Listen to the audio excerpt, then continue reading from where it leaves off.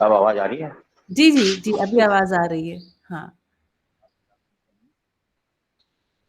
मेरा नाम doctor S के टिब्रेवाल है। अंशु मेरी ओके। वाइफ अंशु मेरी वाइफ का नाम है। अच्छा अच्छा अच्छा अच्छा, ओके। तो भैया कैसे आपका जुड़ना हुआ दर्शन से, थोड़ा सा एक आध लाइन में बताइए, कब से जुड़े हुए हैं, कब किया परिचय शिविर? परिचय से तो ऐसा किया नहीं, कुछ संभावना बनी इंदौर में, जी तो फिर ऐसा फीडबैक आया तो किया नहीं, ऑनलाइन से ही जुड़ा हूँ। हाँ ऑनलाइन पे हाँ। करता रहा और कई सालों से जुड़ रखा हूँ हम्म। और पठन अध्ययन चलता रहता है, समझने की कोशिश। जी जी, समझने का प्रयास है, बिल्कुल बिल्कुल भैया, बहुत बढ़िया। तो भैया आपका प्रोफेशन क्या है, क्या करते हैं आप?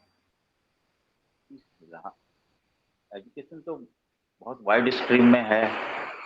फिलहाल तो मैं कंसल्टेंसी टीचिंग कर रहा हूँ। हम्म बच्चों को ज़्यादा रुचि है हम्म। और कई फील्ड में काम किया है, तो अभी एस्ट्रोलॉजी में भी काम कर रहा हूँ। अरे वाह, बहुत बढ़िया, बहुत बढ़िया, खूब खुशी हुई आपसे मिल करके। और ठीक है ना? तो सभी का स्वागत है, मोनाली बहन, दिलीप भाई, निमिषा दीदी, सुमन भाभी, सभी का स्वागत है ना? और अंशु जी नहीं, मैं नाम फिर से भूल गई, डॉक्टर एस के आपने बताया?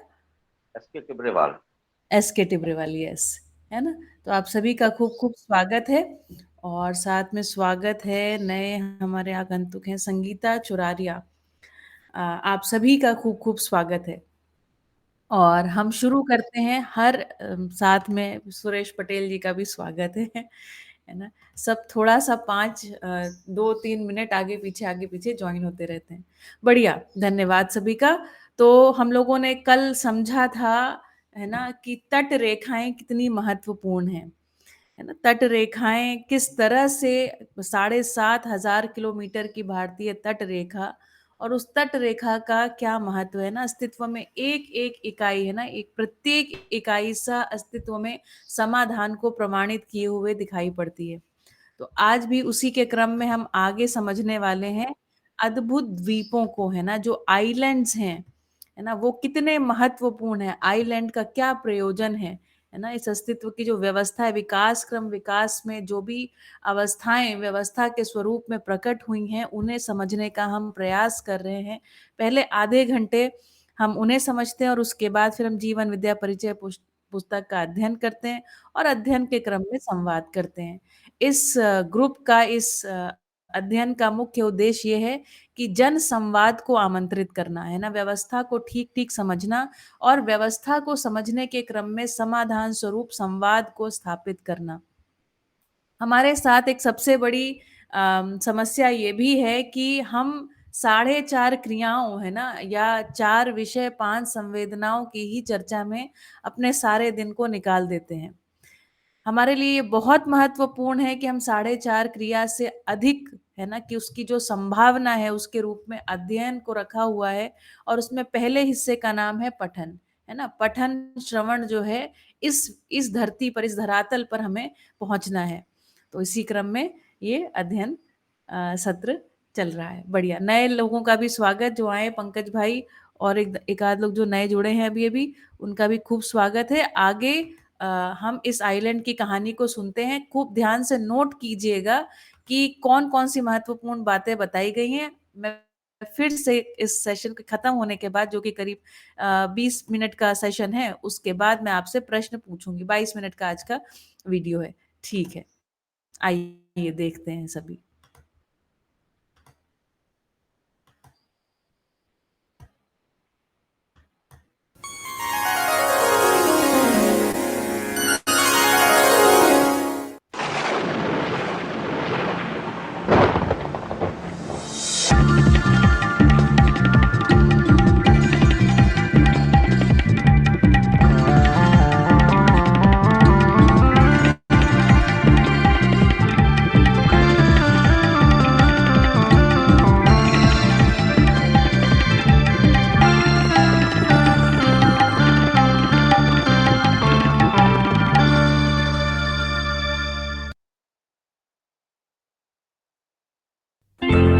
लक्षद्वीप में समुद्र तल से मात्र 2 मीटर ऊपर एक छोटा सा टापू स्थित है, पिटी।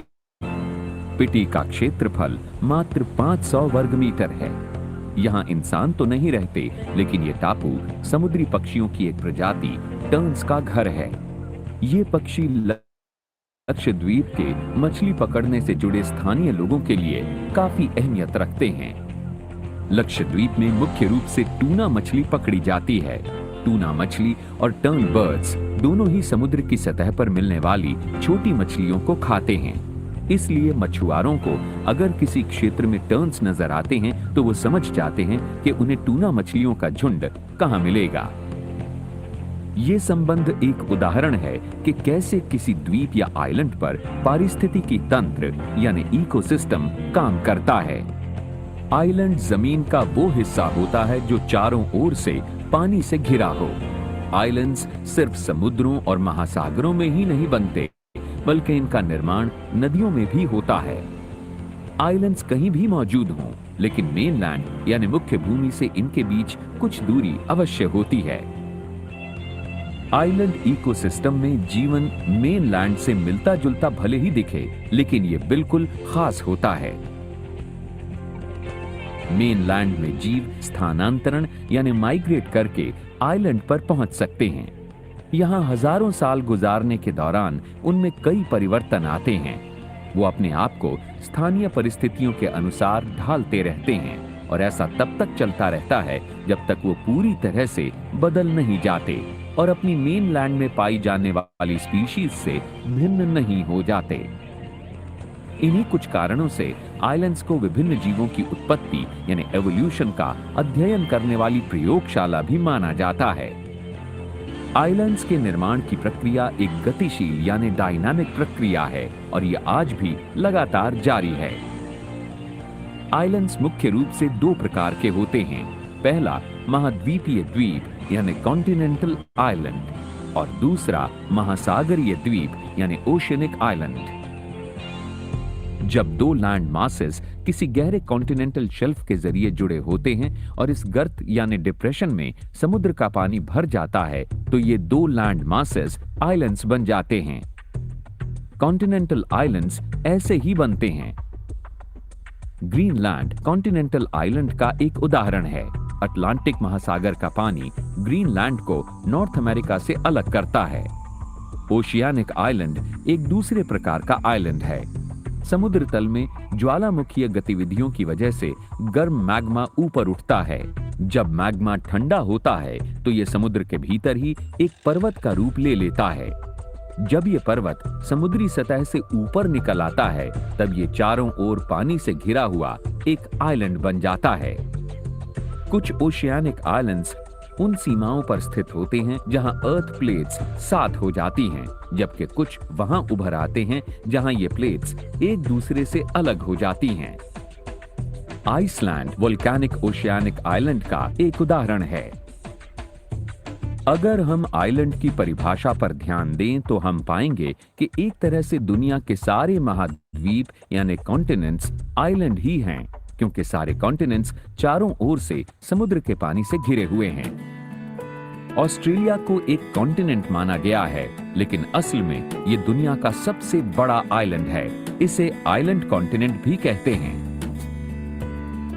जैसे कि हमने पहले भी जाना कि आइलैंड्स नदियों में भी बनते हैं। मजूली दुनिया का सबसे बड़ा रिवर आइलैंड है। इसका निर्माण असम में ब्रह्मपुत्र नदी के परिक्षेत्र यानी बैंक्स पर अवसादों के इकट्ठा होने से हुआ है।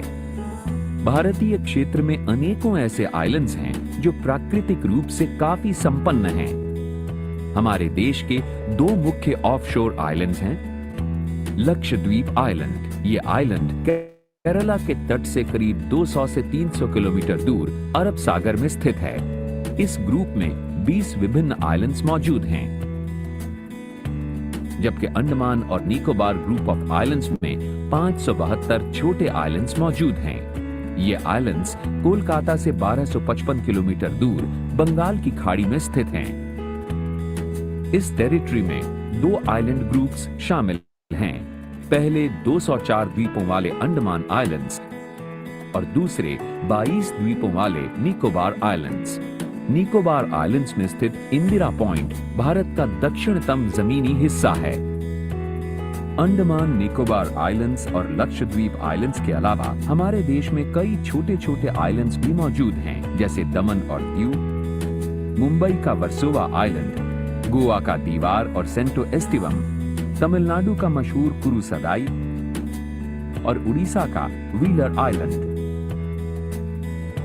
अब जानते हैं अंडमान से जुड़ी कुछ खास बातें। अंडमान भारत की सबसे बड़ी आइलैंड चेन है।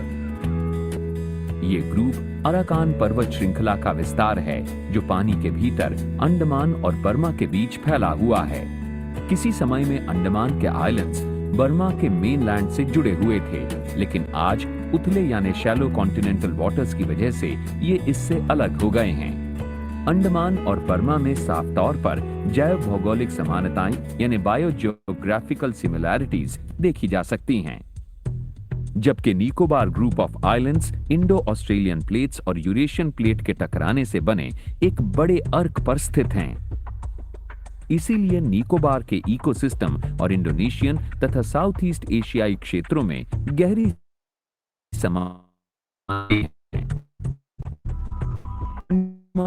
बैरन आइलैंड भारत का एकमात्र एक्टिव वोल्केनो यानी सक्रिय ज्वालामुखी है। एक्टिव वोल्केनो ऐसे वोल्केनो को कहते हैं जहां से आज भी निरंतर लावा निकलता हो।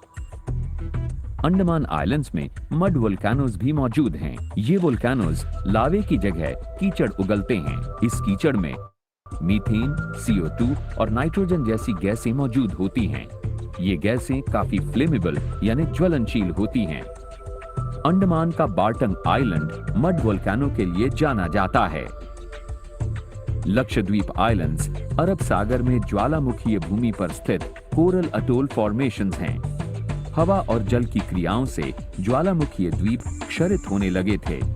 जैसे जैसे इन द्वीपों का क्षरण हो रहा था, वैसे वैसे इन इरोडिंग आइलैंड्स के चारों ओर एक रिंग की शक्ल में कोरल रीफ विकसित हो रहे थे।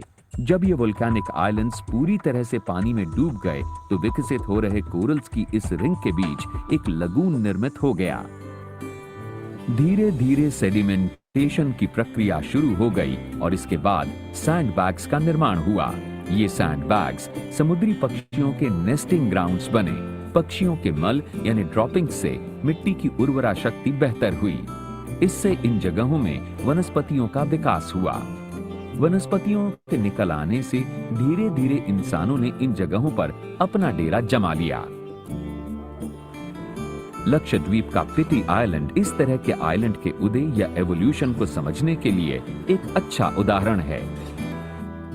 लक्षद्वीप और अंडमान निकोबार द्वीप समूह दोनों ही उष्णकटिबंधीय क्षेत्रों यानी ट्रॉपिकल जोन्स में स्थित हैं, लेकिन इन दोनों द्वीप समूहों की वनस्पति तथा जीव जगत में काफी अंतर है। अंडमान निकोबार द्वीप समूह में जमीन पर काफी जैव विविधता पाई जाती है। यहाँ पाए जाने वाले विभिन्न प्रकार के वृक्ष, पक्षी और शायद कीड़े भी सिर्फ इन्हीं जगहों में पनपते हैं। यहाँ 50 किस्म के मैमल्स पाए जाते हैं और ऐसा माना जाता है कि इनमें से ज्यादातर मेनलैंड से यहाँ लाए गए थे। अंडमान निकोबार ग्रुप मैंग्रोव्स और कोरल्स के लिए भी जाने जाते हैं। इसी कारण यहाँ के समुद्र में कई तरह के जीव पनपते हैं। दूसरी तरफ लक्षद्वीप में जमीन पर बहुत ही सीमित जैव विविधता दिखती है, पर यहाँ समुद्री जीवन बड़े ही उम्दा ढंग से पनपता है। लक्षद्वीप के चारों ओर फैला समुद्र बहुत उत्पादक है।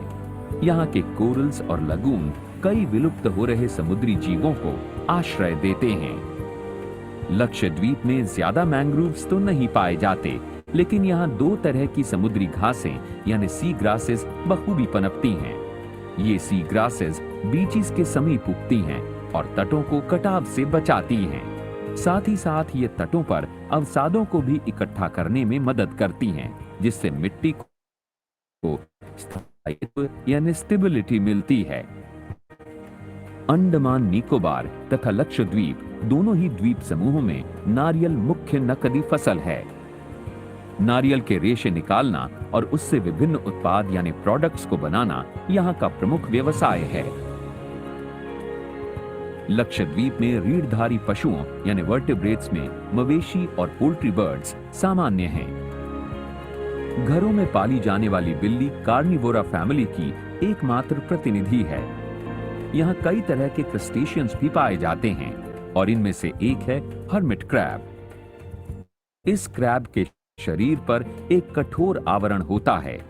जब इन क्रैब्स का शरीर इनके इस बाहरी आवरण में नहीं समा पाता, तब ये अपनी जरूरत के हिसाब से एक नया शेल ढूंढ लेते हैं। सेकंड हैंड शेल में रहने की इसी आदत की वजह से इन्हें हर्मिट क्रैब कहते हैं। लक्षद्वीप और अंडमान निकोबार द्वीप समूह दोनों ही कॉन्टिनेंटल शेल्फ्स के साथ साथ कोस्टल अपवेलिंग जोन्स में स्थित हैं।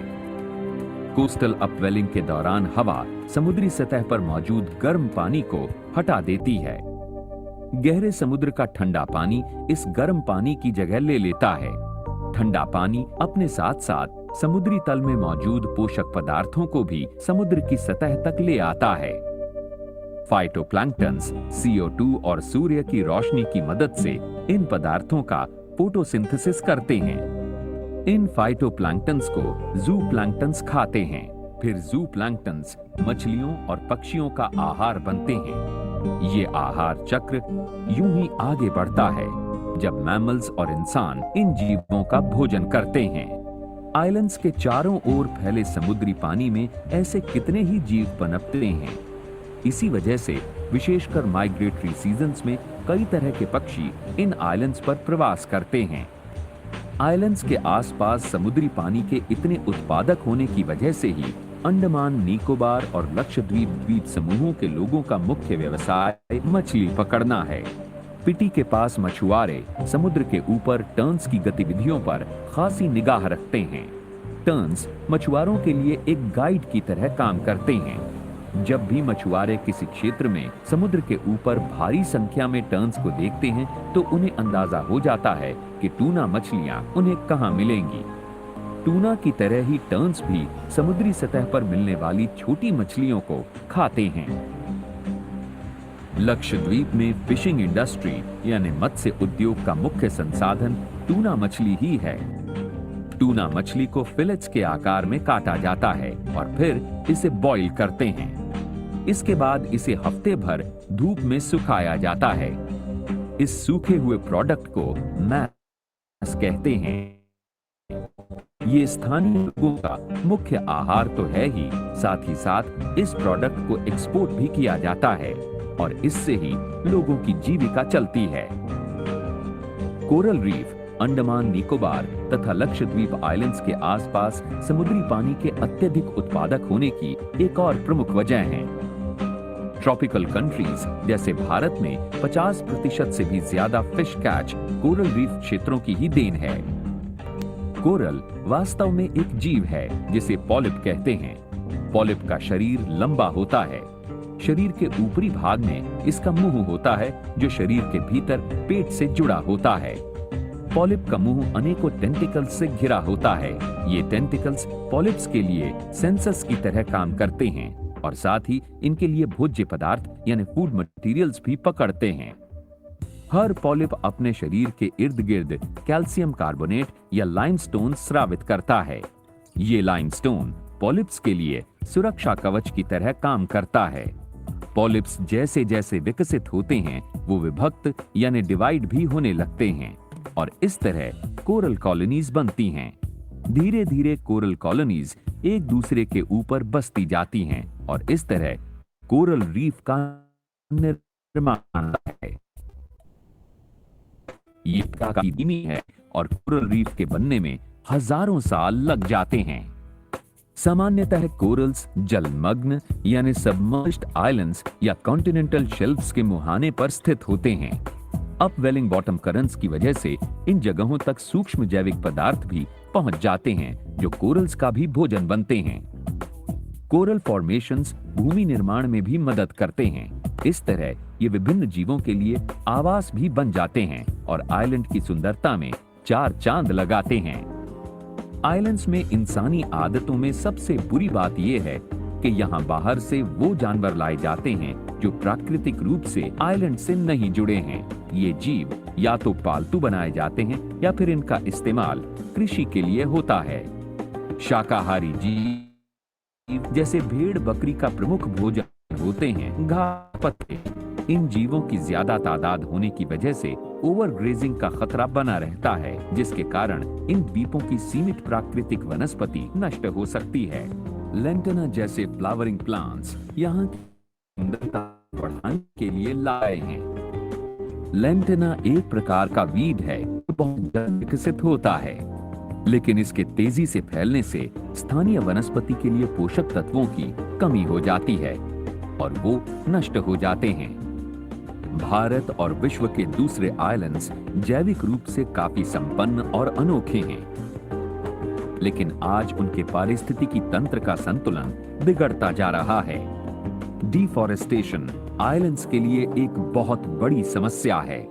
कृषि, आवासीय निर्माण और औद्योगिक विकास के लिए जमीन उपलब्ध कराए जाने के नाम पर भारी तादाद में होता जा रहा है। इस अनियंत्रित कटाई से आइलैंड्स के एक बड़े हिस्से से कई महत्वपूर्ण और खास वनस्पतियां खत्म हो गई हैं। मैंग्रोव्स भी कुछ इन्हीं कारणों से कई आइलैंड्स पर खत्म हो रहे हैं। इससे इकोसिस्टम में आहार श्रृंखला पर असर पड़ता है। साथ ही समुद्री तूफान से होने वाले नुकसान का खतरा भी कई गुना बढ़ जाता है। सामान्यतः सीवेज तथा अन्य व्यर्थ और हानिकारक पदार्थ नदी नालों के जरिए समुद्रों तक पहुंच जाते हैं। इससे समुद्री जल प्रदूषित होता है और इसमें रहने वाले जीव घुटकर मरने लगते हैं। कोरल्स को अपने विकास के लिए प्रदूषण रहित वातावरण चाहिए। प्रदूषण की दर में इजाफा होने से कोरल्स पर काफी बुरा असर पड़ता है और वो भी मरने लगते हैं। मछली पकड़ने के गलत तरीकों और सेडिमेंटेशन की दर में वृद्धि होने से भी समुद्री जीवों के आवास नष्ट हो रहे हैं। बड़े बड़े जहाजों के टैंकरों से रिसने वाला तेल और कोरल रीफ एरियाज में मोटराइज्ड बोट्स के ज्यादा चलने की वजह से भी कोरल समुदाय के जीवों को लगातार नुकसान पहुंच रहा है। कोरल रीफ्स प्राकृतिक तरंग रोध यानी नेचुरल ब्रेक वाटर्स का काम करती हैं और इनको नुकसान पहुंचने से तटीय कटाव की दर में तेजी आ जाती है और ये आइलैंड के सीमित भूभाग के लिए अच्छा नहीं है। कई स्थानों पर शेल्फ तथा बोल्डर्स का इस्तेमाल घर निर्माण में किया जाता है। ये टूटे हुए पदार्थ भी तटीय कटाव की दर और समुद्री लहरों की तीव्रता यानी इंटेंसिटी को कम करते हैं। ये छोटे जीवों के लिए आवास भी होते हैं। इनके कलेक्शन पर अगर रोक नहीं लगाई गई तो आइलैंड्स के लिए बहुत बड़ा खतरा पैदा हो सकता है। आइलैंड्स की प्राकृतिक सुंदरता पर्यटकों को काफी आकर्षित करती है। हाल ही के वर्षों में टूरिस्ट फैसिलिटीज के बढ़ जाने से ज्यादा लोग इन आइलैंड्स पर पहुंचने लगे हैं। इसी कारणवश आइलैंड्स में नए लोग भी आर्थिक लाभ की वजह से बसने लगे हैं और इससे सीमित भू संपदा यानी लैंड रिसोर्सेज पर दबाव काफी बढ़ गया है। इन खूबसूरत आइलैंड्स की प्राकृतिक व्यवस्था से छेड़छाड़ यहाँ के नाजुक इकोसिस्टम के लिए बहुत नुकसानदायक साबित हो सकती है। ये है लक्षद्वीप की राजधानी कावरती। भविष्य में आने वाले किसी भी खतरे से कोई नुकसान न हो, इसलिए स्थानीय लोग, प्रशासन और कुछ जिम्मेदार गैर सरकारी संगठन यहाँ के नाजुक इकोसिस्टम को दुरुस्त रखने के लिए कई प्रयास कर रहे हैं। इस द्वीप के लिए कोरल रीफ्स के महत्व को समझते हुए सबने एकजुट होकर कमर कस ली है। अब यहाँ शेल्फ और बोल्डर्स के कलेक्शन पर भी रोक लगा दी गई है। लोगों को ये समझाया गया है कि कैसे ये टूटे हुए पदार्थ भी मिट्टी के कटाव को रोकने में मदद करते हैं। प्रदूषण जो यहाँ के लिए एक गंभीर समस्या बनता जा रहा है, उसे खत्म करने के लिए यहाँ के लोग अपने अपने स्तर पर प्रयास कर रहे हैं। समय समय पर नेचर कैंप्स के जरिए लोगों में ये जागरूकता फैलाई जा रही है कि कैसे लोग कोरल रीफ के संरक्षण में अपना योगदान दे सकते हैं। कोरल रीफ इस द्वीप के लिए जीवन रेखा है, अतः इन क्षेत्रों को दुरुस्त और साफ रखने के लिए कई वैज्ञानिक और नवीन तकनीकें अपनाई जा रही हैं। यहाँ अक्सर स्कूबा डाइवर्स को पानी में गोता लगाते हुए देखा जा सकता है। ये स्कूबा डाइवर्स समय समय पर कोरल्स और समुद्र में मौजूद अन्य जीवों के बारे में जानकारी इकट्ठा करते रहते हैं, ताकि समय रहते ही किसी भी संभावित गड़बड़ी या खतरे का पता लगाया जा सके। कोरल्स की भारी तादाद में मौजूदगी से यहाँ के लोगों को कई तरह के फायदे हैं। इन कोरल क्षेत्रों से लोगों को मछलियां तो मिलती ही हैं, साथ ही साथ कोरल रीफ शक्तिशाली समुद्री लहरों से होने वाले कटाव और नुकसान को भी काफी कम करते हैं। यहाँ आने वाले पर्यटकों को भी कोरल रीफ के महत्व को समझाया जा रहा है, ताकि वो प्रदूषण न फैलाएं और इस आइलैंड की प्राकृतिक व्यवस्था को बरकरार रखने में मदद करें। लोगों ने इस बात को समझा है कि इन द्वीपों पर उनका अस्तित्व तभी संभव है जब प्रकृति की इस नायाब विरासत को किसी भी तरह की छेड़छाड़ से महफूज रखा जाए।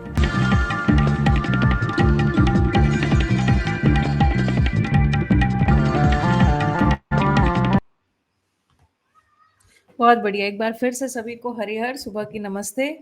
और आपने आज एक है ना अद्भुत महाद्वीपों के बारे में जाना। कौन सी बात आपके ध्यान में आई है ना? मैं कुछ प्रश्न पूछती हूँ, देखते हैं आप कितनी सतर्कता पूर्वक इस वीडियो को देख रहे थे। तो सबसे पहले मैं जानना चाहती हूँ कि लक्षद्वीप के कौन सी जगह के बारे में बात कर रहे थे, है ना?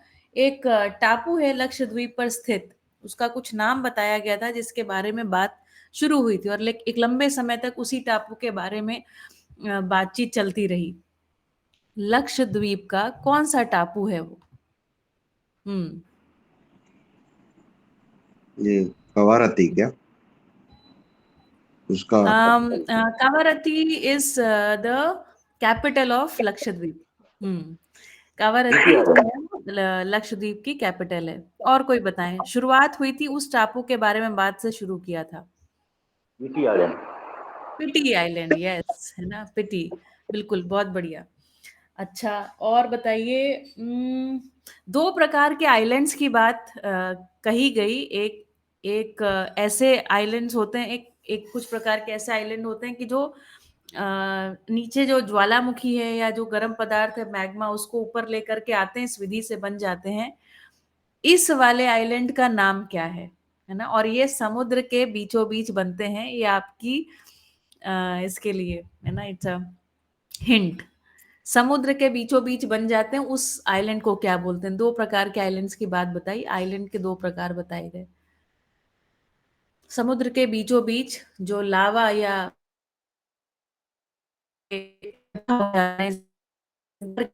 बाहर है, जमीन जैसा, वो किस प्रकार के आइलैंड का नाम दिया गया? अपने आप को अनम्यूट करके कोई भी बता सकते हैं। ओके, इन्हें समुद्री आइलैंड कहा जाता है या ओशनिक आइलैंड भी कहा जाता है। ठीक है। अंडमान निकोबार में कितने छोटे छोटे आइलैंड्स हैं? अंडमान निकोबार जो द्वीप समूह है, इसमें कितने छोटे छोटे आइलैंड्स हैं? 572 छोटे छोटे आइलैंड है। छोटे बड़े जितने भी आइलैंड है, उन्हें 572 की संख्या में काउंट किया गया है। अच्छा, एक बात बताइए, मुझे लगता है ये सबको समझ में आ गया होगा। एक ऐसा कॉन्टिनेंट है जो कि आइलैंड भी है, वो कॉन्टिनेंट कौन सा है ना? हमारी धरती को, हमारी जो लैंड है, उसको 7 कॉन्टिनेंट्स में विभक्त करने के आधार पर एक आइलैंड है जिसे, जी जी पंकज भाई, ऑस्ट्रेलिया। ऑस्ट्रेलिया, बिल्कुल। हाँ, मुझे लगता है सुशील भाई भी कहना चाहते हैं, यस ना, बढ़िया। तो ऑस्ट्रेलिया जो है वो एक कॉन्टिनेंट भी और साथ साथ आइलैंड भी है। और चलिए मैं कुछ बातें आपके साथ शेयर कर देती हूँ। और हमने जाना कि बैरन आइलैंड एक ऐसा आइलैंड है जो कि एक्टिव वोल्केनो आइलैंड भी है। एक्टिव वोल्केनो मतलब अभी भी उसमें से कुछ पदार्थ जो है वो निकल रहे हैं। एक मड वोल्केनो है, इट्स कॉल्ड बर्टन आइलैंड, है ना। अच्छा, ये बताइए, लक्षद्वीप और अंडमान निकोबार द्वीप समूह में उसके किनारे पर कौन से पेड़ पौधे, वनस्पति क्या उग सकती है जिसे नकदी फसल कहा? नकदी फसल मतलब उसके लेन देन से, है ना, उसके क्रय विक्रय से, उससे वस्तुएं बनाने से बहुत सारा रोजगार हो रहा है स्थानीय लोगों के लिए। कौन सी नकदी फसल वहां पर उपलब्ध है? अरे बताइए, सोचिए, बहुत आसान है ये तो, अपने आप ही सोच सकते हैं, है ना। समुद्र के किनारे कौन सी फसल है ना बहुत आसानी से हो सकती है? हाँ, नारियल। नारियल। यस, बिल्कुल बिल्कुल रमणीक भाई, एकदम बढ़िया, नारियल है ना। और मुझे लगता है डॉक्टर एस के भी यही बात कहना चाह रहे थे। बढ़िया, नकदी फसल जो है वो नारियल है। अच्छा ये बताइए, हर्मिट क्रैब है ना, एक केकड़ा जिसको साधु कह दिया गया, उसको किस आधार पर हर्मिट क्रैब कहा गया? उसकी एक खासियत है जिसके कारण उसको नाम दिया गया हर्मिट क्रैब। हर्मिट मतलब होता है साधु। वो जब उसका शेल जो होता है क्रस्टेशियन, हाँ जब जी। उसकी खुद की साइज अपने शेल से बड़ी हो जाती है तो वो हम्म, दूसरा शेल ढूंढ के उसमें रह जाता है, क्या इसलिए बात है, वाह। सुशील भाई, आप बहुत ध्यान से वीडियोस देखते हैं ना, या तो आपको पता नहीं पहले से ये इंटरेस्ट का विषय है इस वजह से, लेकिन बहुत सारी माइन्यूट डिटेल्स को आप गौर कर पाते हैं, बहुत बढ़िया। कोस्टल अपवेलिंग है ना, कल भी हमने इसके बारे में सीखा था। कोस्टल अपवेलिंग, कोस्टल मतलब जो तट रेखा पर है ना कुछ अपवेलिंग, कुछ ऐसी घटना होती रहती है। वेल मतलब कुआं, अपवेलिंग मतलब किसी चीज को ऊपर निकाल लेना। कौन सी घटना को कोस्टल अपवेलिंग कहते हैं, और कोस्टल अपवेलिंग से क्या फायदे हैं, क्या घटता है उसके कारण, है ना। तट रेखाएं क्यों महत्वपूर्ण है, द्वीप क्यों महत्वपूर्ण है, कोस्टल अपवेलिंग क्या प्रोसेस है? बताइए। जी, सुशील भाई कहना बेसिकली चाहते हैं, कहिए। हाँ। हाँ, बेसिकली वो एक इको साइकिल बना देता है सिस्टम, हम्म, जी। जिससे गर्म पानी होने की वजह से, धूप की वजह से पानी गर्म हो जाता है और हम्म, नीचे वाली सतह से वो ऊपर उठना शुरू हो जाता है। लेकिन जब वो हम्म, होता है तब हम्म, समुद्र के सबसे गर्भ में जो पड़ी हुई चीजें हैं, मिनरल्स वगैरह, वो उसको साथ हम्म, लेके ऊपर आ जाता है। और जब हम्म, वो फाइटोप्लैंक्टन्स को लेके आता है, मतलब जी। वहाँ के जो वीड्स वगैरह जो होते हैं, घास वगैरह जो समुद्र के अंदर उगते हैं, तो हम्म, उसके साथ उसके अंदर के जो मिनरल्स या उस पेड़ के अंदर के जो भी चीजें हैं, वो लेके आते वक्त मछलियाँ वगैरह उसको खाती है, माइक्रोब्स हम्म, उसको विघटन करते हैं। उन फिर बिल्कुल। उन मछलियों को बड़े प्राणी खाते हैं या इंसान खाते हैं, और हम्म, ठंडा पानी फिर वापस उस वो जगह ले लेता है। तो हाँ हाँ। नीचे वाले अंदर गर्भ का चीजें बाहर ले आता है और बाहर वाली चीजें अंदर ले जाता है, वही साइकिल हम्म, चलता रहता है। इसलिए हम प्रदूषण अगर बाहर करेंगे तो वो हम्म, समुद्र के गर्भ में चला जाएगा। तो हम्म। बाहर आने की जो प्रोसेस है उसको कोस्टल अपवेलिंग कहते हैं। क्या बात है, बहुत बढ़िया, एकदम खूब बढ़िया समझाया आपने, है ना। कोस्टल अपवेलिंग एक जबरदस्त प्रोसेस है ना। मैंने आपको पीछे के जो वीडियोस बताए थे, फिर से एक बार वापस रिपीट करती हूँ कि सभी प्रकार के, है ना, मैंने शुरुआत किया था पौधे की जड़ों से। पौधे की जड़ें किस तरीके से, है ना, नाइट्रिक एसिड और अन्य प्रकार के एसिड छोड़ छोड़ के पहाड़ों को तोड़ती रहती हैं, मिनरल्स को ऊपर खींचती रहती हैं। ऐसा खींचने के क्रम में पत्ते हैं, पत्तियां हैं, और तरीके से उसको स्टोर करती रहती हैं। पत्तियां पतझड़ के मौसम में नीचे गिर जाती हैं, खाद बनाती हैं, मिट्टी बनाती हैं, बहुत सारे पोषक तत्व इस विधि से ऊपर आ जाते हैं। जब बारिश होती है तो पानी क्या है, ऊपर से नीचे की तरफ बहने के कारण उसी खाद, मिट्टी, पोषक तत्वों को लेकर के तरह तरह के तत्व, है ना, जो कि ऐसे फॉर्म में अब आ चुके हैं जो कि किसी फसल के लिए उपयोगी है ना, ऐसी जमीन को ही उर्वरक जमीन कह रहे हैं। ऐसे फॉर्म में लेकर के नदियां उसको बहा बहा के ले जा रही हैं। और फिर हमने जब नदी को समझा, तो नदी को हमने ऐसा समझा कि जो पोषक तत्व है ना उनकी भरपाई करती चल रही हैं। जो तट है ना, जो समतल मैदान है जो नदियों के कारण बने, उनकी भरपाई नदियां करती चल रही है ना, एक पोषण करने का भाव। इसीलिए नदी को भी माँ स्वरूप देखा गया। क्यों क्यों क्यों? क्योंकि जो नदी है वो पोषण कर रही, तो पोषण करते हुए नदी चली जा रही है।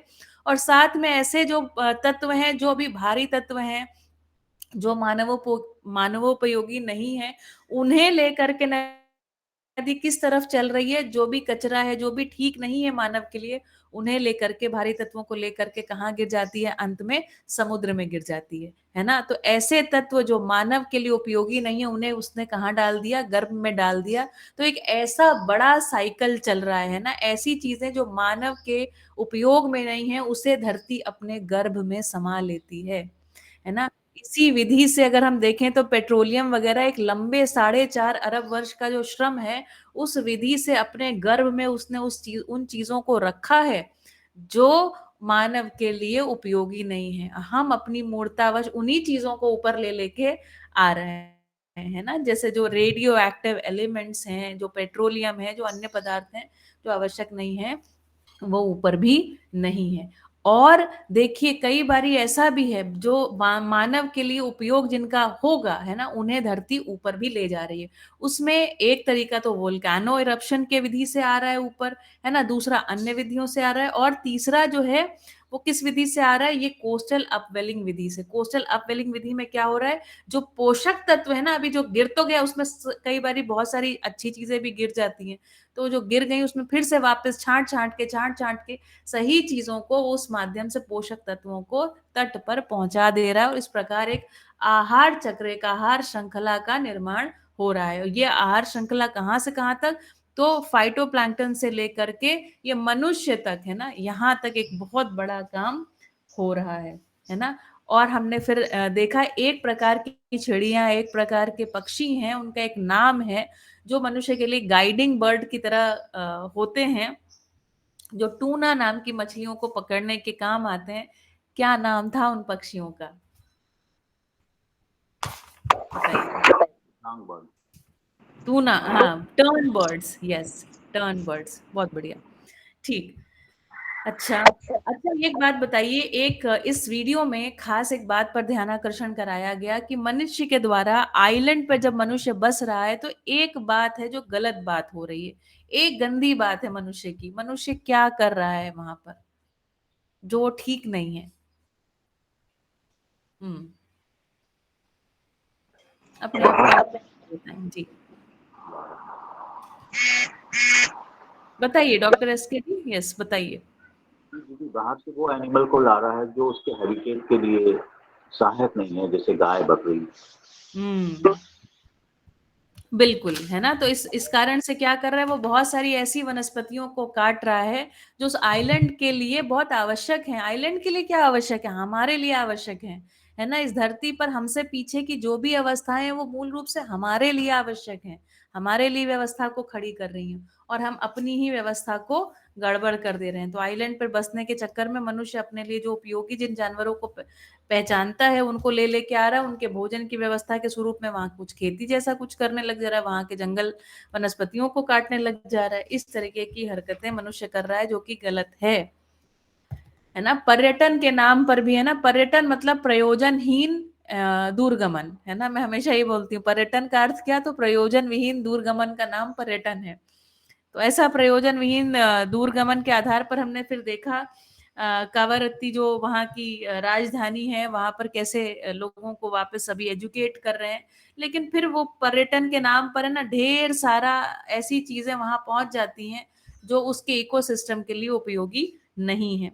कोरल रीफ को जीवन रेखा भी कहा गया इस वीडियो में, और जो कल के वीडियो में भी और आज के वीडियो में भी एक कंटिन्यू बात को बोला कि 10 लाख टन, है ना, कल हमने जाना था इसकी क्वांटिटी को, अभी तो मुझे लगता है 30 वर्षों में मात्रा बहुत बढ़ गई होगी। 10 लाख टन जो तेल है वो समुद्र की सतह पर, है ना, जो उस पे चलने वाले जहाज वगैरह हैं उसके कारण से छूट जाता है, वो तल पर आ जाता है, ऊपरी हिस्से में आ जाता है, जो कि वहां के जीवों के लिए ठीक नहीं है। उनका आवास जो है वो खराब हो रहा है इसकी वजह से, उनका जो इकोसिस्टम जो उनके बने रहने के लिए जैसा वातावरण चाहिए उसे हम खराब कर दे रहे हैं। ठीक है, तो ये है मनुष्य की मूढ़ता, है ना। और उसके बाद ऐसी स्थितियों में जीने के लिए जो हम जहाँ हैं खड़े हैं, उसका नाम है हमारी विवशता। हमारा ज्ञान ही हमारी विवशता के रूप में प्रकट होता है। ठीक, तो आज हमारा वीडियो यहाँ तक। 2 अनाउंसमेंट्स हैं। इस शुक्रवार को हमारे जो गेस्ट स्पीकर हैं वो हैं रवि तमगाड़े जी। रवि तमगाड़े जी ने 2015 या 2015 में मेरा जीवन विद्या परिचय शिविर लिया था यहाँ पर कच्छ में आके, और अध्ययनरत हैं, शिक्षा के साथ जुड़े हुए हैं, और बाकी तो जब आएंगे तो उनका परिचय वो खुद भी देंगे। तो उनके साथ हम लोग बात करेंगे अध्ययन प्रक्रिया को लेकर के कि क्या है अध्ययन प्रक्रिया वास्तव में, कौन से पड़ाव आते हैं इस अध्ययन को करने के दौरान, है ना, और अध्ययन किस प्रकार से राजमार्ग है ना, ये जो विधि है ये किस प्रकार से राजमार्ग है, इन इन विषयों को लेकर के करेंगे चर्चा। वो बहुत ही मुझे लगता है कि इंटरेस्टिंग एक चर्चा होने वाली है। तो शुक्रवार को एक ये बात है। दूसरी बात, कल बहुत बढ़िया डिस्कशन चला, चलते चलते लगभग मुझे लगता है कल 9 बज गए करीब। तो उस डिस्कशन के फलस्वरूप कई सारी बातें ध्यान में आई। सुशील भाई ने ध्यान दिलाया कि एक समाधान की भी बात अंत में रखी जाए, कंक्लूजन के रूप में बात को रखा जाए। उस जगह पर ध्यान गया कि पहले ऐसा सोचा था कि कुछ समय के बाद हम चर्चा करेंगे ही जब हम पुस्तकों का पठन करेंगे, लेकिन ये भी ध्यान गया कि साथ साथ में भी किया जा सकता है और इसको हम करेंगे। दूसरी बात ये कि एक डॉक्यूमेंट्री है जो मैं चाहती हूँ हम सभी साथ में बैठ करके देखें।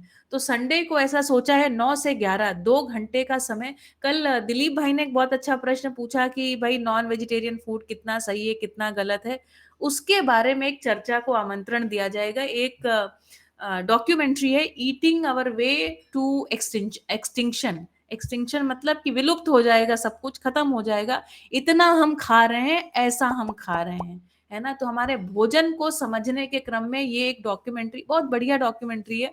पर इस डॉक्यूमेंट्री की एक सीमितता ये है कि ये अंग्रेजी में उपलब्ध है। तो इसे जो लोग अंग्रेजी नहीं समझ पाते या कम समझ पाते उनके लिए मैं बीच बीच में कुछ समय, थोड़ी थोड़ी समय के बाद डॉक्यूमेंट्री को पॉज करके हिंदी में एक एक्सप्लेनेशन करने का प्रयास करूंगी। तो इस विधि से अगर वो चाहें तो उसे देख सकते हैं। मैंने बहुत कोशिश करी, उसका मुझे हिंदी वर्जन नहीं मिला। तो इस संडे को 9 से 11 मैं सोच रही हूँ कि हम ये एक चीज को रखें और बहुत जबरदस्त, मतलब आप अभी तो 30 वर्ष पुराने जो ये वीडियोस देख रहे हैं, आप देखिए 30 वर्षों में हम कहाँ पहुंच गए। औद्योगिकरण और लाभोन्माद, है ना, ये हमें कहाँ पहुंचा दिया, है ना। जो एक फॉल्स डिमांड को क्रिएट कर करके, है ना, लोगों में एक भोगोन्माद को बढ़ाया गया, ये हमें कहाँ ले आया, है ना। जो हमारी अर्थनीति है, जो राजनीति और शिक्षा नीति, ये कैसे साठ गांठ में हमें कहाँ ला करके खड़ा कर दे रही हैं, इसके बारे में ये डॉक्यूमेंट्री है। उसके आधार पर हम जनसंवाद को आमंत्रित करेंगे। ठीक है, तो इतना मेरी तरफ से एक अनाउंसमेंट था और इसके बाद अब हम शुरू करते हैं हमारा पठन। हम लोग जीवन विद्या एक परिचय पुस्तक को पढ़ रहे हैं और पढ़ने कुछ वीडियोस के साथ साथ उसी अर्थ में हम उसको एक परसीव करने का भी प्रयास कर रहे हैं। ठीक है, चलिए तो मैं पठन को शुरुआत करती हूँ, है ना। हम थोड़ा सा पीछे से पढ़ रहे हैं ताकि थोड़ा विचार में वापस से जुड़े। न्याय प्रमाणित हुए बिना आदमी सामाजिक होता नहीं और न्याय विहीन आदमी समुदाय बनाकर कभी भी वाद विवाद विहीन हो नहीं सकता। ऐसे समुदाय में द्रोह विद्रोह संघर्ष और युद्ध होता ही है। और जानते हैं कमाल की बात क्या है कि हमने द्रोह विद्रोह मतलब रिबेलियन, है ना, कॉन्फ्लिक्ट और वॉर, इन तीनों चीजों को सही माना हुआ है। अगर सही ना मानते तो करते क्यों, है ना। तो मानव जो अभी, मानव नहीं, अभी जो जिस स्थिति का अभी आदि मानव मानसिकता है, तो इस आदि मानव मानसिकता में हमने द्रोह विद्रोह संघर्ष और युद्ध को सही मान रखा है। इसके आधार पर हमने अपनी सारी, है ना, अर्थनीति शिक्षा नीति राज्य नीति, तीनों जगह पर कहीं ना कहीं इसके बारे में जो चर्चा है उसमें ऐसा सही है ये मानकर ही हम आगे बढ़े हैं। शोषण होता ही है और वाद विवाद द्रोह विद्रोह संघर्ष शोषण होते हुए आदमी सामाजिक बन गया, ऐसा कैसे मान लिया जाए, है ना। एक तरफ हमें सामाजिक प्राणी कह रहे हैं और कह रहे हैं कि ये सब जब हो रहा है तो ऐसा कैसे मान लिया जाए कि हम सामाजिक हैं। यदि समुदायों के संघर्ष को ठीक माना जाए तो बाद में हर व्यक्ति युद्ध करे मरे मारे, ऐसा भी हो सकता है। इसके लिए छूट होना चाहिए, उसको क्यों बांध रखते हैं। तो इस मुद्दे पर पुनर्विचार करने की आवश्यकता है। इसको हम ठीक से हृदयंगम करते हैं तब देखते हैं कि हम अभी तक जो किए हैं उसमें हम पार नहीं पा सके, तो हम सोचने के लिए तैयार। यह मानव का स्वभाव सहज है।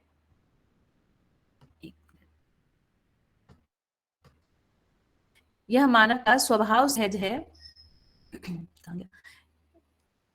कि मानव सोचता ही है, हर व्यक्ति सोच सकता है, शोध कर सकता है ना। सोचना और शोध करना दोनों आपके लिए प्रस्ताव स्वरूप है ही, और आप करते ही हैं, है ना। हम स्वभाव से शोधशील हैं। अपने शोध से स्वयं तृप्त होना भी आवश्यक है और दूसरों की तृप्ति का स्रोत बनना भी आवश्यक है। यहां से शुरू करने के लिए क्या किया जाए? तो पहला मुद्दा, समझदारी सहज शिक्षा संस्कार विधि से सर्व सुलभ हो जाए। बहुत सुंदर बात है। समझदारी सहज, है ना। समझदारी सहज मतलब स्वयं स्फूर्त है, जो समझदार होने, एक व्यक्ति समझदार होने के फल स्वरूप, है ना, जिस प्रकार की शिक्षा संस्कार की कल्पना होनी चाहिए, जिस प्रकार का शिक्षा संस्कार होना चाहिए, ऐसी विधि से क्या हो जाए? सर्व सुलभ हो जाए। तो प्रौढ़ शिक्षा अभियान के तहत जीवन विद्या कार्यक्रम बाबा जी ने दिया है ना, जिसका हम सभी हिस्सा हैं। हम सभी प्रौढ़ शिक्षा अभियान के तहत इस कार्यक्रम से जुड़े हुए हैं। तो इस विधि से, और दूसरा जो बच्चों के साथ है, तो पूरा एक करिकुलम डिजाइन होना चाहिए, है ना। तो इस प्रकार से बाबा जी ने कुल, मुझे लगता है शायद 3 योजनाओं की बाबा जी बात करते हैं, है ना। तो एक तो उसमें जीवन विद्या योजना है, और एक शिक्षा संस्कार योजना है, और एक कोई और योजना के रूप में बाबा जी कहीं कहते हैं, है ना। मेरे ध्यान से भी उतर गया तीसरा शब्द। चलिए, तो यहाँ से सर्व सुलभ हो जाए, है ना। इस वाद का, इस विचार का सामान्यीकरण हो जाए, ये एक बहुत बड़ा मुद्दा है, एक महत्वपूर्ण मुद्दा है, एक महत्वपूर्ण पड़ाव है।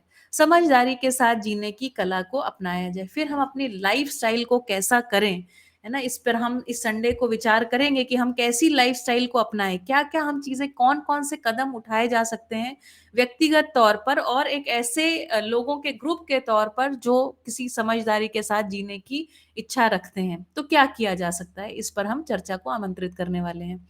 जीने की कला में धरती, जल व वायु के साथ कैसे जिया जाए, वनस्पति के साथ कैसे जिया जाए, पशु संसार के साथ कैसे जिया जाए, और मानव के साथ कैसे जिया जाए, है ना, इसकी चर्चा, इसकी समझ की आवश्यकता है।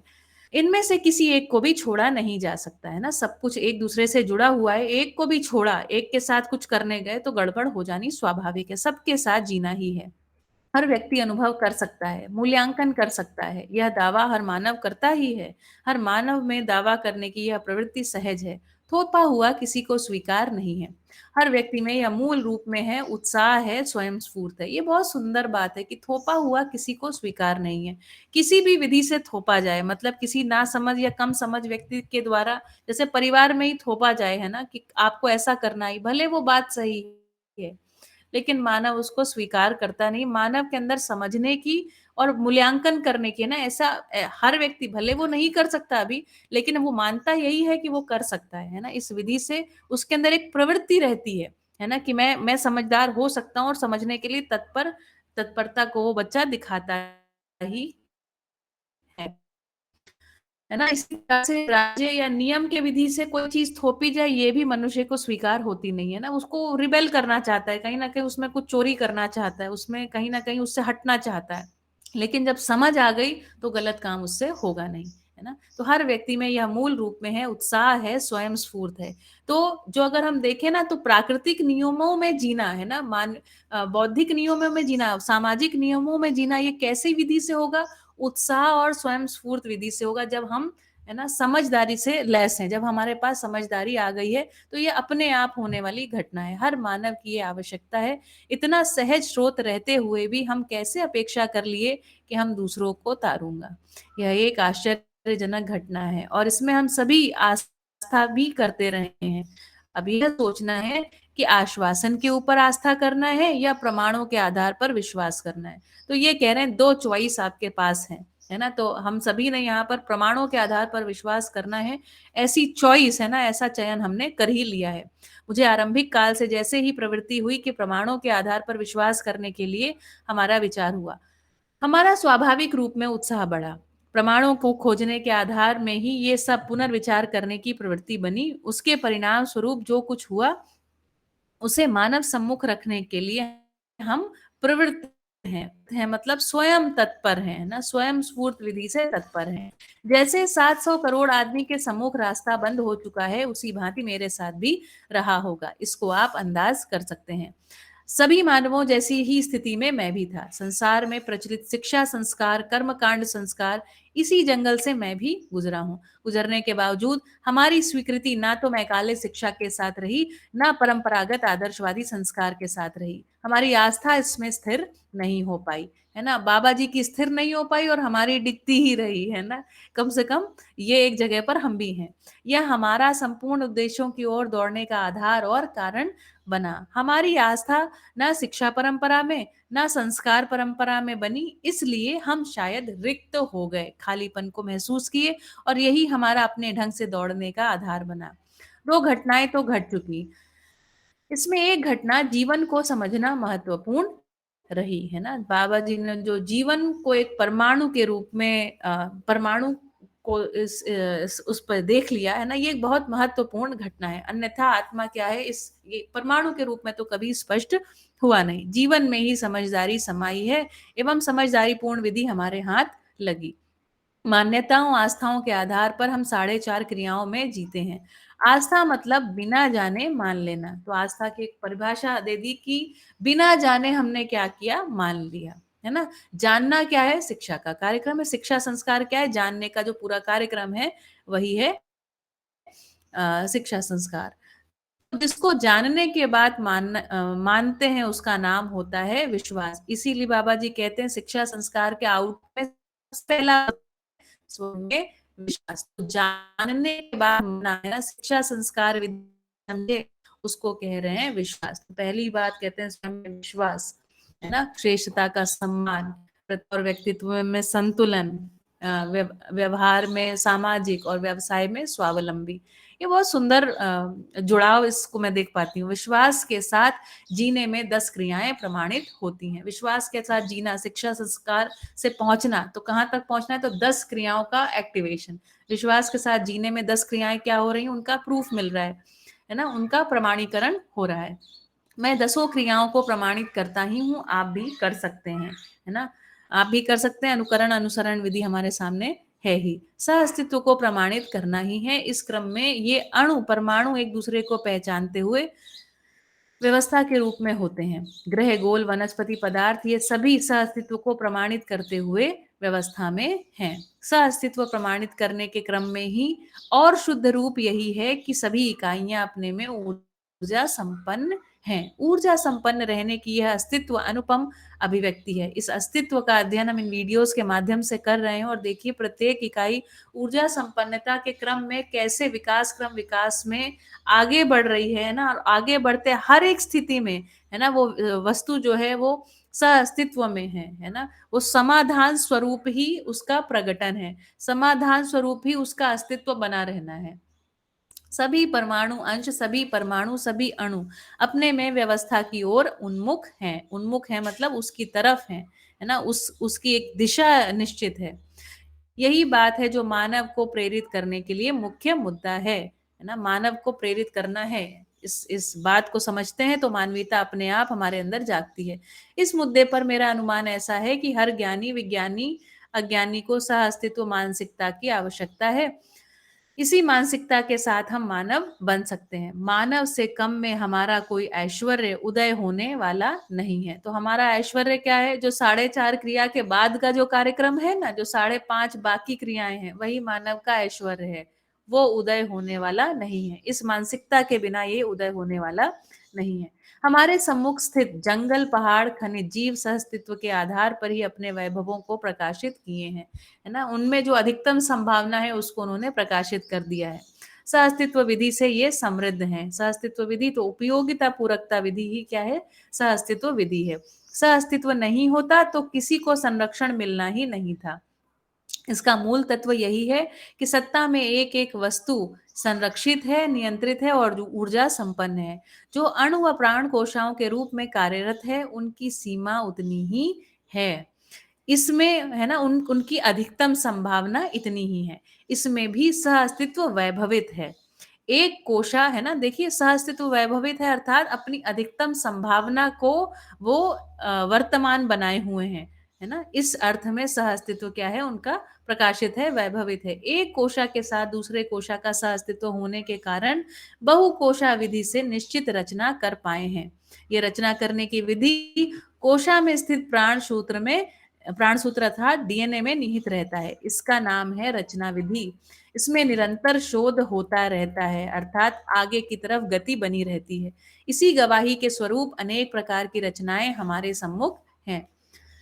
इस गवाही के साथ हम आश्वस्त हो पाते हैं प्राण सूत्र में भी और परमाणु अंशों में भी शोध कार्यक्रम है।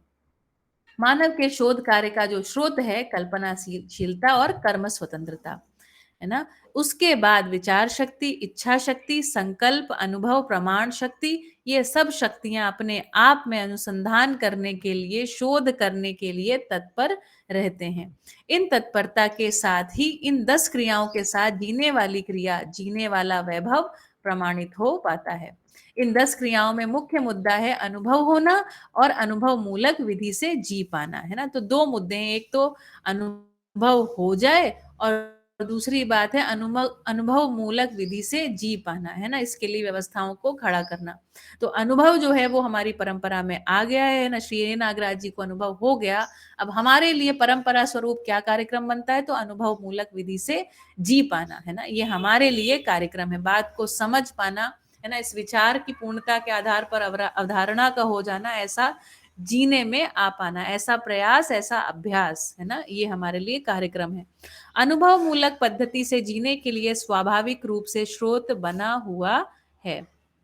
जीवन अनुभव करना चाहता ही है, समझदार होना ही चाहता है, अपने आप को समझदार, अनुभवशील, न्यायविद, विद मतलब जानने वाला, न्याय को जानने वाला, न्याय कर पाने वाला, है ना, चिंतनशील मानता ही है। अस्तित्व में संबंध चारों तरफ फैला रहता है। उसको जानना, मानना, पहचानना और निर्वाह करना, फलस्वरूप उभय तृप्त होना ही न्याय विद का प्रमाण है ना। जानना, मानना, पहचानना और निर्वाह करना, इन चारों स्थितियों में जब हम जी रहे हैं, है ना, यही हमारी न्याय को समझ गए इस बात का प्रमाण होगा, है ना। दूसरी भाषा में कहें तो उपयोगिता पूरकता को समझ गए, मूल्यों को समझ गए, मूल्यों के निर्वाह के साथ जी रहे हैं, ये हमारे न्याय विद होने का प्रमाण है। मानव अपने में स्वतंत्र है, समझदार बनना है या नहीं बनना है ना। ये बात मानव में कर्म स्वतंत्र, ये चॉइस के रूप में आपके पास रखा हुआ है भाई, है ना। देखिए प्रस्ताव आने के बाद तो चॉइस है ही, है ना। हर रोज जैसे आप अध्ययन में जुड़ते हैं, ये आपके पास every day you have a choice, है ना। आपको लॉग इन करना होता है, लॉग इन करने के फलस्वरूप आप जुड़ जाते हैं, कुछ आपके कानों में जाता है ना। एक समय के बाद उस पर विचार करना शुरू होता है, एक समय के बाद उसमें स्पष्टता आ जाती है, और एक समय के बाद विकल्प स्वरूप जो बात कही गई है सहअस्तित्ववादी विचार के स्वरूप में, वो स्वीकार हो जाती है। ऐसा स्वीकार हो गया मतलब सहमति के कुछ आगे घट जाता है ना। सहमति के फलस्वरूप तो यहाँ बैठे हैं, उससे कुछ आगे जो घट जाता है और आपके जीने में आ जाता है ना। तो ये choice, you know, you guys, आप लोग, हाँ, every day you are making this choice, है ना। मानव अपने में स्वतंत्र है ना। चॉइस क्या है, समझदार बनना है या नहीं बनना है। यदि समझदार बनना है तो सहअस्तित्व में समझदार बनने की परिस्थितियां समीचीन है, नित्य वर्तमान है, हमेशा है ना। हम सभी के लिए तो बिल्कुल है। समझदार बनने की पूरी सामग्री है। सहअस्तित्व के मध्यस्थ दर्शन, सहअस्तित्ववाद के अध्ययन के स्वरूप में सामग्री को रख ही दिया है बाबा जी ने। और समझदार नहीं बनना चाहता है, उसके लिए भी सामग्री है। पूरी जो दुनिया है उसके लिए सामग्री है, किंतु परिणाम दोनों का भिन्न है। ना समझी में शुभ सुख घटित होने वाला नहीं। मेरे अनुभव अनुसार हम किसी से बंध कर, लद कर और लड़ कर जीना नहीं चाहा, वैसे ही आप भी किसी वस्तु से बंध कर, लद कर और लड़ कर जीना नहीं चाहेंगे, और कोई फंस कर जीना नहीं चाहता है। इस तरह हर व्यक्ति कहीं ना कहीं समझदार होना ही चाहता है। न्याय समाधान में एक सूत्रता पूर्वक जीना चाहता है ना। स्वयं समाधानित है, इस आधार पर लोगों के साथ न्याय कर पाता है, प्रकृति के साथ, है ना, उसके नियम पूर्वक, नियमों को समझ करके, पूरक होकर के जीना चाहता है ना। वस्तुओं का संरक्षण संवर्धन करना ही चाहता है। इस आधार पर एक सूत्रता पूर्वक मनुष्य जीना चाहता है। मनुष्य अर्थात हम ही। संबंध जो है सभी ओर जुड़ा ही है ना, और संबंधों का एक ताना बाना बना ही हुआ है। इसे हम भ्रमवश पहचानते नहीं हैं, यही परेशानी का घर है। जिस क्षण से हम संबंधों को जानना पहचानना शुरू किया, उसी मुहूर्त से हम में अपने आप से जीवन सहज मूल्यों का निष्पत्ति होती है है ना। पहचानते ही, है ना, जानते ही हम जानने के फलस्वरूप मान लेते हैं और पहचानने के फलस्वरूप निर्वाह होने लगता है ना। जीवन सहज मूल्यों का निष्पत्ति होती ही है। जैसे ही हमसे संबंधों को पहचानना होता है, मूल्य अपने आप से बहने लगते हैं, फलस्वरूप निर्वाह होता है। उसका मूल्यांकन होने पर उभय तृप्ति होता है। इस तरह न्याय प्रमाणित होता है। संबंध को पहचानने की स्थिति पहचानने की विधि बनती है प्रयोजन के आधार पर। संतान माँ को पहचानते हैं पोषण के अर्थ में। संरक्षण स्रोत को पिता कहते हैं, है ना। तो पोषण का जो स्रोत है उसका नाम दिया गया है, उस संबंध को हमने क्या कहा है, माँ कहा है। इसी अर्थ में, है ना, नदी भी हमारी माँ है, धरती भी हमारी माँ है ना। संरक्षण स्रोत जो है उन्हें क्या कहा गया है, पिता, है ना। एक संबोधन है। क्या संबोधन है संरक्षण स्रोत के लिए, पिता संबोधन है। प्रमाण स्रोत को गुरु, जिज्ञासा स्रोत को शिष्य कहते हैं, है ना। कितना सुंदर बोला, प्रमाण स्रोत को गुरु और जिज्ञासा के स्रोत को शिष्य कहते हैं। प्रचलित रूप में कहा जा रहा है कि हमें यंत्रवत रहना है, यांत्रिकता में प्रवीण रहना है ना। क्या मानव एक यंत्र है? इसका उत्तर देने वाला कोई माँ बाप है मतलब कोई स्रोत है? तो उत्तर में तो नहीं है। मैं कहता हूं मानव यंत्र नहीं है, सारे के सारे यंत्रों का रचयिता मानव है ना। हम लोग कोई मैकेनिज्म नहीं है, हम लोग कोई मशीन नहीं है ना। ऐसे संबोधन जो है वो मानव के लिए ठीक नहीं है ना। सारे के सारे यंत्रों का रचयिता मानव है। जितने भी अभी तक यंत्र रचे गए हैं सभी यंत्रों का जनक, है ना। जनक अर्थात पिता, पिता अर्थात उन्हें बनाने वाला, उनकी रचना करने वाला मानव है।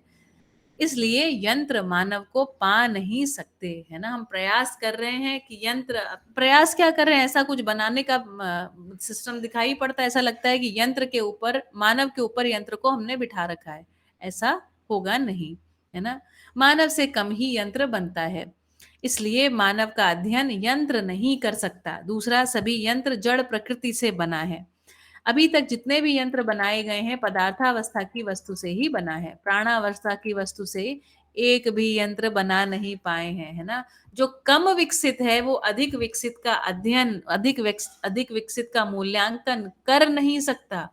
और तो और जो ज्ञानावस्था की इकाई मानव है उससे कम विकसित जीवावस्था है, जीवावस्था से भी कोई यंत्र नहीं बना। उससे कम विकसित पदार्थावस्था है, उससे भी कोई यंत्र नहीं बना पाए हैं।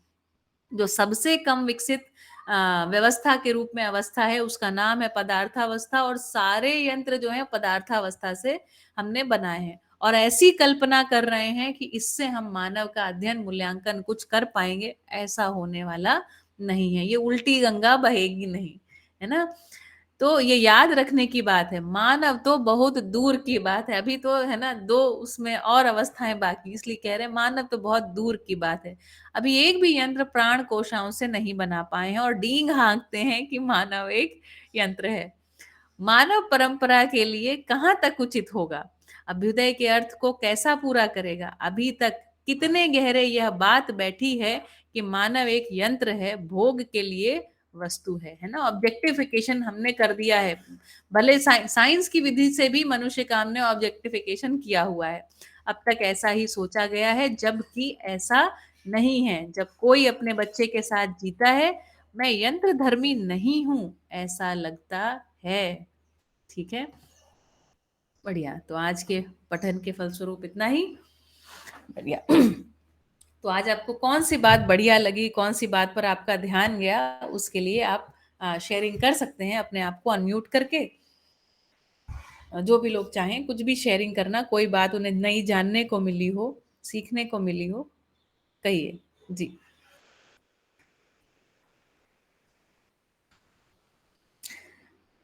जी, रमनीक जी ने पहले हाथ उठाया था, मुझे लगता है तब से ही उनका हाथ उठा हुआ है। तो अगर आप कुछ कहना चाहते हैं तो रमनीक जी बिल्कुल कहिए, अपने आप को अनम्यूट कर लीजिए। ना आगे का ही है। हाँ, आगे का ही है, बिल्कुल। तो आज के जो भी हमने पठन किया या जो भी हमने वीडियो देखा, किस बात पर ध्यान गया, अगर हो कुछ तो कोई भी लोग कह सकते हैं। मैं चाहती हूँ हर रोज, है ना, थोड़ा थोड़ा कुछ आप भी कहिए, है ना, मेरे कहने के अंत में।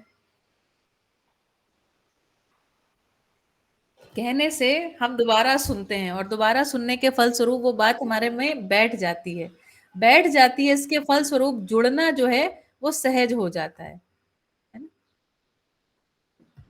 जी, कोई कुछ नहीं कहना चाहता? ठीक है, बढ़िया। नहीं नहीं, मैं तो कहता हूँ हाँ जी जी, सुशील भाई बिल्कुल स्वागत है। अ, किसने अनम्यूट किया? हाँ मा, जी। मानव न्याय धर्मी है। वो खुद न्याय पाना चाहता है, पर वो ये समझता नहीं है कि वो न्याय दूसरों को भी न्यायपूर्ण क्या उसको बोलते बिहेवियर से अगर वो कर व्यवहार से। पाएगा, व्यवहार से, तभी वो न्याय हो पाएगा। और बिल्कुल। कुछ कुछ चीजें वो मान्यता के ऊपर मानता हुआ चला आया है। हम्म, वो हम्म, ध्यान समझ पूर्वक, मतलब ध्यान दे के, अगर वो ठीक से समझ पाएगा उसको, बिल्कुल। तभी छोटे छोटे विश्लेषण, मतलब एकदम बारीकी से वो अपने व्यवहार को समझ पाएगा और कैसे उसको करना है वो समझ पाएगा। बिल्कुल। वरना उसने तो मान लिया है कि अब मानव को ये करना ही है, ये ध्यान दे करना नहीं है, अब जो रोजमर्रा के काम है करने ही है, और वो यंत्र पूर्वक बिहेवियर, मैकेनिकल बिहेवियर उसकी चली आ रही है। बिल्कुल, बिल्कुल, इसीलिए बिल्कुल। उसने कुछ कुछ चीजें मान ली है, हुँ, और ये मान्यताओं को समझ के तोड़ना ही सबसे ज्यादा महत्वपूर्ण है। एकदम, ज़बरदस्त, बहुत बढ़िया, है ना? देखिए, मैं आप सभी से एक एक यहाँ पर आग्रह भी करती हूँ और आपके साथ एक बात को कहती हूँ। मैंने ऐसा पाया कि जो दर्शन की भाषा है ना, देखिए हम 4.5 क्रिया में भाषा तो हिंदी ही है मेरी और बाबा जी दोनों की, लेकिन इस भाषा में एक अंतर है।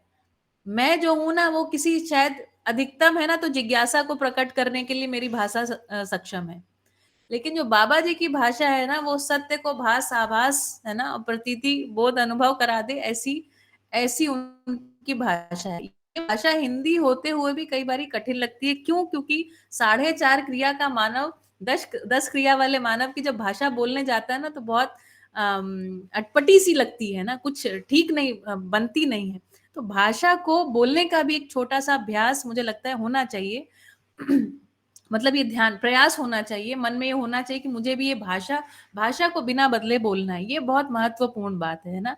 तो एक आध सेंटेंसेस जब आप सुनते हैं मेरी बात को सुन रहे हैं, तो आज मुझे कौन-सी बात एक सेंटेंस मुझे जो समझ में आए उसे मुझे वापस कहना है। जैसे सुशील भाई ने प्रयास किया, मैं यहाँ पर बैठ के प्रयास कर रही हूँ आपके साथ। तो ये भाषा को बोलने का प्रयास करना है ना, क्योंकि इसी भाषा से सत्य भासेगा आगे आने वाली परंपराओं को। तो भाषा को बिना बदले उसको बोलना, जो हमें समझ में आया उसे बोलना। और जैसे अंग्रेजी भाषा बोलने जब आप जाते होंगे कभी, अगर आपने सीखी हो इस भाषा को, तो टूटा-फूटा भी थोड़ा बहुत चलता है, उसमें कोई जजमेंट नहीं है ना? लेकिन सुधार की एक सहज हमारे अंदर स्वीकृति बनी रहे कि इसको हम सुधार भी लेंगे, है ना? जब प्रस्ताव आएगा तो उससे हम सुधारते जाएँगे। एक इस प्रकार की भी हमारे अंदर स्वीकृति होती रहे, तो बोलना इसलिए आवश्यक है ना? बिना बोले मैंने अपने में पाया कि जब हम बोलने लगते हैं ना तो ज़्यादा जुड़ने लगता है। इसलिए बाबा जी भी कहते हैं कि जो भी प्रबोधन है ये स्वयं समझने के अर्थ में ही घटता है, स्वयं समझने के अर्थ में ही होता है ना? तो बहुत बढ़िया, आप सभी जुड़े, ध्यान से सुना और खूब भागीदारी करी, सभी का खूब-खूब धन्यवाद।